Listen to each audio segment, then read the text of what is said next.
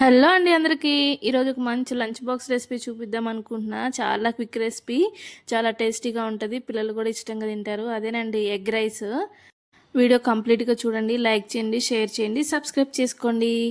నాకు ఎగ్ రైస్కి కావాల్సినవి 3 ఎగ్స్, 2 మెంబర్స్కి సరిపోతుంది.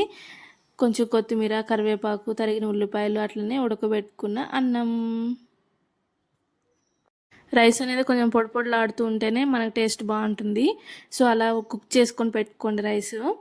ఫస్ట్ అయితే నేను ఆయిల్ వేసుకొని ఆయిల్ హీట్ చేసుకుంటున్నా. నాకైతే ఇంట్లో పచ్చిమిర్చి కానీ వెజిటేబుల్స్ ఏం లేవు. ఇక్కడ ఉంటే వెజిటేబుల్స్ మీరు క్యాబేజ్ కానీ క్యారెట్ ఇలాంటివి కూడా యాడ్ చేసుకోండి. పచ్చిమిర్చి కూడా నా దగ్గర అయితే లేక వేయలేదు.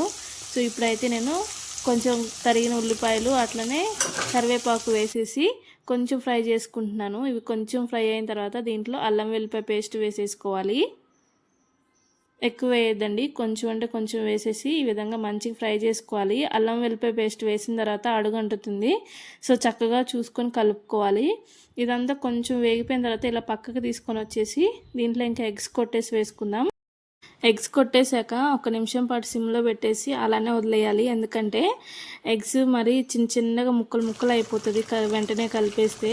మనకి ఎగ్ రైస్లోకి కొంచెం నోటికి తగులుతూ ఉండాలి కదా పీసెస్, అందుకని చెప్పేసి ఒక నిమిషం సిమ్లో అలానే వదిలేస్తే ముక్కలు అనేది కొంచెం పెద్ద పెద్దగా వస్తాయి అన్నమాట. వెంటనే కలిపేసామనుకోండి సో అంతా చిదురు చిదురు అయిపోతుంది. చూడండి ఈ విధంగా కొంచెం పెద్ద పెద్ద ముక్కల్లో వస్తే బాగుంటుంది. అలానే ఎక్కువసేపు ఉంచొద్దండి, ఎందుకంటే అడుగు పట్టేస్తుంది. సో కొంచెం ఆగిన తర్వాత ఈ విధంగా కలుపుకుంటే కొంచెం పెద్ద ముక్కల్లాగా అనిపిస్తున్నాయి చూడండి. సో నేను ఉల్లిపాయలు కూడా వేసేసి కలిపేసుకుంటున్నా. కొంతమందికి ఉల్లిపాయలు ఈ విధంగా మెత్తగుంటే నచ్చదు, అందుకని చెప్పేసి లాస్ట్లోనే యాడ్ చేసుకోండి.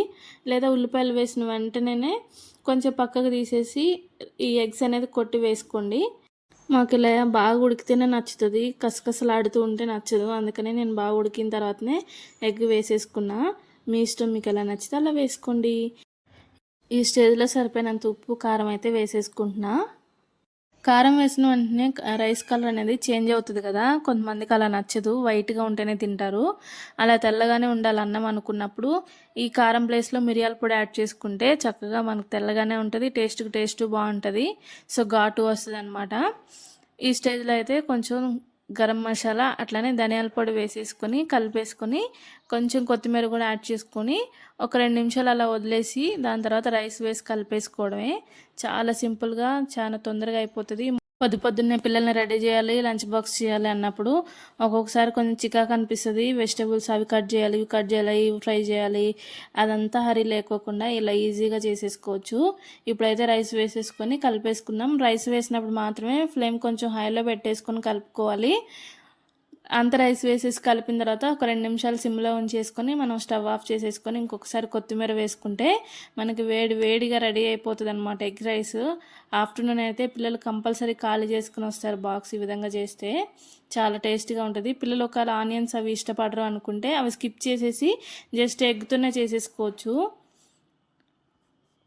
వీడియో నచ్చితే లైక్ చేయండి, షేర్ చేయండి, సబ్స్క్రైబ్ చేసుకోండి. ఇంకా మరిన్ని మంచి మంచి వంట వీడియోస్తో మీ ముందుకు వస్తూ ఉంటా.